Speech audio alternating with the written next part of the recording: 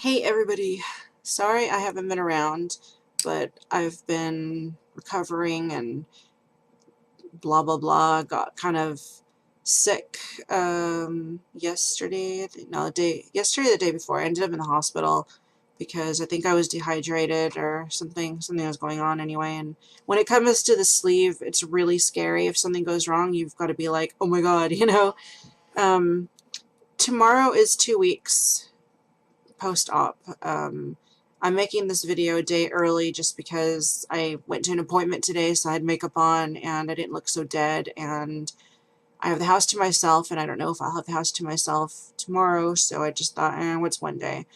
Anyway, tomorrow I'll be like 95 something kilos. So today I was 96.1, and I know I'm losing enough every single day that I can guess that tomorrow I'll be 95 point something.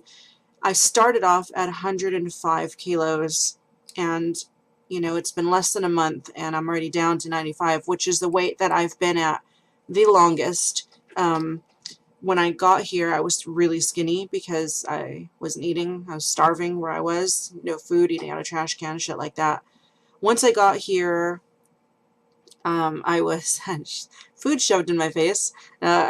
I took to eating every night, and eating with every movie, every TV show, eating, and quickly I gained up to 90 kilos from like 70, 75 to 90, and I hovered at about 91 for a few years, and then I went up to 95, and I've pretty much been 95 kilos until I had my ectopic. And once I had that surgery, it shot up to 100, and then towards the end it started shooting up and climbing to 102, 103, 104, and then finally about 105.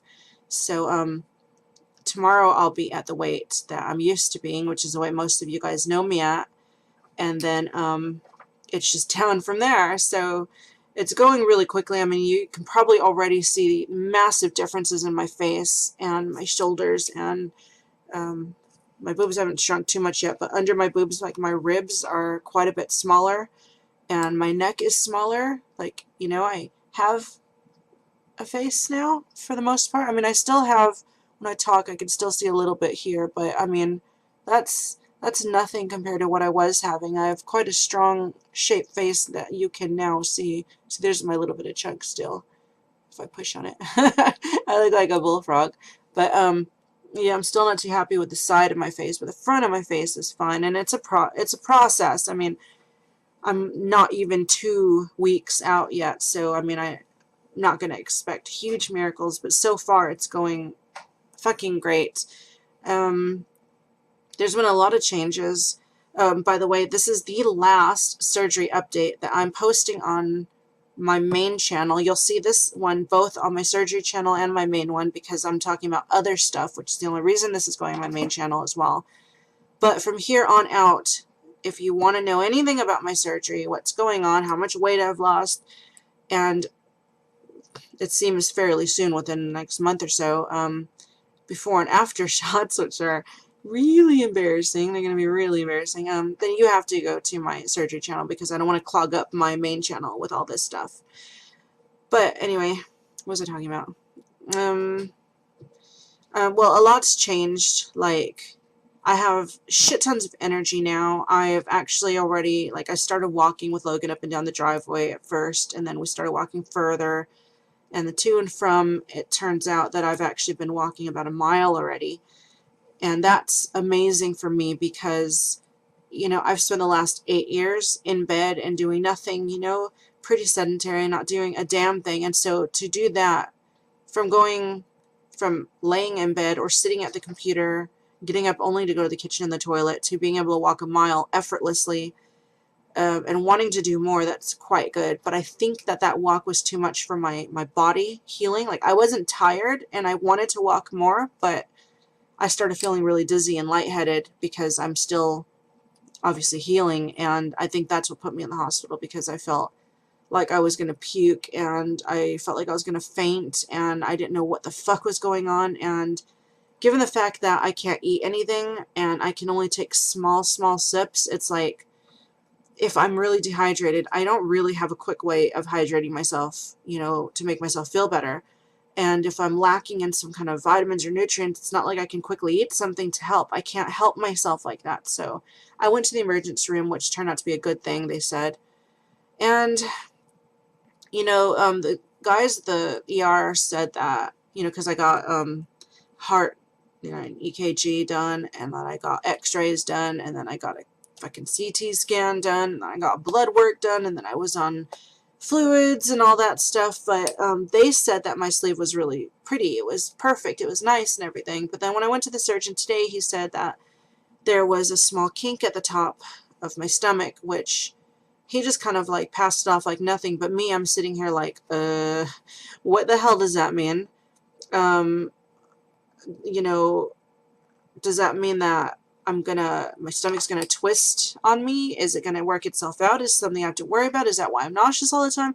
He didn't really give me any information, which I'm not happy about. So I wrote to the nurse and I'm like, he said this, and I kind of want to know what's going on because I'm freaking the hell out. Because, you know, I've heard about people's stomachs twisting and blockages happening, and, you know, I guess in a way I'm sort of like a hypochondriac. Like I over worry, you know, I'm always scared of dying and something going wrong, and so I really want to know what's happening. I hope it's nothing, but hopefully she'll get back to me soon. Aside from that, I've been a lot calmer as well. Just, I'm still on this happy high that I've been on since I was approved for the surgery. I mean, I've had many, many, many, many moments of, why the hell did I do this to myself? All I want is like a fucking pizza. Like, I'm just like visions of a fucking stuffed crust pizza oozing with cheese and pepperoni all to myself, or running through my head, or cheeseburgers and like all this yummy delicious food. And then I'm like, well, no wonder you're in this position you're in, because I'm thinking like that. And so it's a way of thinking that I've got to get out of, and I'm working on it. I think right now it's hard because of the fact that I can't have anything. Like, I've been working on this shake here. This is my breakfast, and it was only up to about here. It's 3 o'clock now, so I've been working on this since 11, and that's all I've drinking. You know, it's hard to get shit in. I can drink soup fairly fast. You know, I drink 250 mils of soup in about 8 minutes, but I mean, it doesn't really fill you up because it's not food. It doesn't get the need to chew and eat something out of your head, and that's what I'm struggling with right now. So tonight he cleared me, you know, a night early to have some dinner, so I get to have pureed food now, and so I'll be pureeing some fucking scrambled eggs, or eating some mashed potatoes, or if I have beans or something, I don't even know. I just want the ability to eat, and once I can actually eat, I'll be able to make the right choices, because it won't be like everything's gone. It's all about, you want what you can't have, and I'm smart enough to realize that. But nobody prepares you for the pain and how hard it is to recover. And Logan's been so good to me. Like, I mean, he's been cooking and cleaning, doing dishes, going to work, doing everything, because I was told I can't even push a vacuum cleaner. I can't strain myself at all right now. And so I feel like this useless sack of shit just laying around doing nothing. And he can't even eat in front of me because I'm like, oh, you're eating and it smells so good. Even if it's shit that I hate, I just want it because I can't have it. And, you know, it's been quite hard on him, but he's doing so well. And Ryan as well, my ex, he's been helping me a lot too. Like, when I needed to go to the emergency room, I texted him and said I really needed to go to the doctor. I felt really shit, and even though he had shit on in the morning, he got his dad, you know, to come and take us, and we were there for 6 hours. And so it's just nice to know that I have at least 2 people I can really, really depend on. So that's my weight loss stuff for now. I'll be checking in as I lose more and more weight. It's exciting for me, and hopefully for my longtime subscribers, it's exciting for you too, maybe. For other people that are thinking about doing this, hopefully I'll be informative in some way, because they don't really tell you about the bad stuff. They're just like, oh yeah, you lose weight, and then you don't really think about everything else you have to go through. So I don't know. It's hard, but hopefully one day I'll just be like, yeah, I should have done it sooner, and I'm sure I'll be like that, you know, because I'm already I've already lost quite a bit of weight. I mean, that's about 20 pounds so far in less than a month, which is really good, you know, losing about a pound a day, I'd say. Um, so, yeah. The other thing I wanted to talk about is a state of mind change that I've gone through recently. Now, I posted a big status about this on Facebook, and most people were blocked from it. So I'm not going to go as much into detail here because obviously if I've blocked so many people from it, I don't want everybody knowing everything. But it's about Dorian. And the reason I want to talk about this quickly is because I've talked about all the negatives so many times, and I think that he deserves me to talk about the positives while it's still going on and it's fresh in my head and everything. I want to kind of touch base on it. But for quite a while now, I've dogged on him quite a bit. You know, he's a bad kid, he's dirty, he's this and this and this. And while all of that may be true, I haven't really touched base on the fact that it's all because of me. You know, I've finally, after all this time, stepped down and have taken the blame, you know, rightfully for how he's turned out. I mean, he went through a lot when he was younger, you know, various forms of abuse from me or from my exes. And while I tried to stop the abuse he went through with my exes, obviously I didn't try hard enough. I didn't just pick him up and run into the night, you know, and escape. And I didn't do it. When my first husband was beating the shit out of him and locking us in separate bedrooms and just all the shit he went through. I mean, I went to doctors, nurses, my mother-in-law, my father-in-law, my parents. I went to everybody I could for help, and nobody believed me, and nobody helped us. And I left it at that.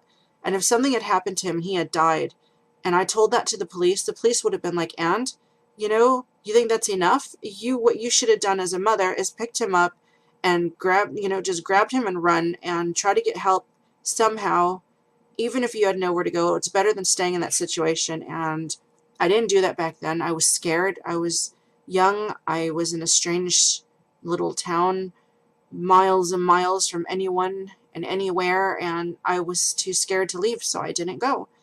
And by me doing similar things, not acting to protect him like I should have in his past, I kept him around the danger and things that have made him into who he is today. So all his problems aside, it's not his fault, it's my fault. And so I've owned up to that. I've told him all this, you know. We're working on our relationship now. I told him, you know, when you started liking the stuff that I like, I didn't see it as, oh, my child is liking some stuff, hey, that's pretty cool. It was like, oh, you know, I want to be the cool mom. I want to overdo making up for my past mistakes by being his friend. And so I try to become a friend to him. It wasn't that I didn't raise him. It was that I wanted to be a friend to him, trying to get close to him because I felt so bad for everything he had been through. It was really wrong. And I've told him now, I want to be a mother to you and the mother that you deserve, not the friend that you don't need. And so I've made it clear to him that he has a family here and I'm his mother, and I want to be a mother to him and be there for him. And even if he screws up and he distances himself or does whatever, I'm planning on sticking with it this time now that I know, you know, and clearly just be there for him and do it right this time and not blow up like I usually do and say shit I shouldn't say. And, you know, it's just, and it's weird because all this time, like, I've remembered parts of it and I've thought parts of it, but it's kind of like lying to yourself. You know, I didn't want to remember everything we've been through, and so I kind of didn't. And like whenever I said we were friends because I didn't raise him, that's honestly what I remembered and how I saw it. You know, we were friends because I didn't really raise him. And then I thought about it and it was like, you know, actually my mom and dad didn't have him that long. I had him longer than I even remembered. And so that wasn't true. And I read this article about this guy that had killed his 11-month-old kid by shaking him, and Logan was saying that how could someone kill a baby, you know, accidentally? How could you lose your temper like that? And I was like, oh, it's easy.